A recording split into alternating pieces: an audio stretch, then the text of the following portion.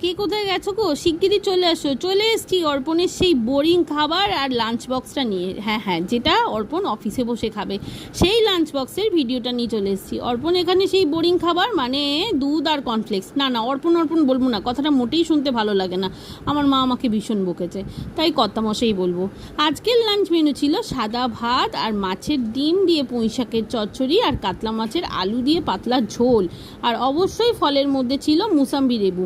আচ্ছা, আজকে তোমরা ঠিক কখন রান্নাটা কমপ্লিট করেছো আমাকে একটু জানিও কিন্তু, কেমন? কেন বলো তো? কারণ আজকে আমি রান্না কমপ্লিট করেছি 7টার মধ্যে, মানে রান্নাঘরে ঢুকেছি 5:30টার সময়।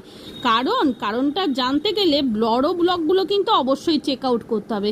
চলো, তোমরা আজকে তোমাদের প্রিয় মানুষ, কাছের মানুষটাকে কি লাঞ্চ বক্স প্যাক করে দিলে আমাকে জানাতে ভুলো না কিন্তু। সবাই আমার কর্তামশাইকে আশীর্বাদ করো। দুর্গা দুর্গা জয় জগন্নাথের নাম নিয়ে কর্তামশাই রওনা দিল।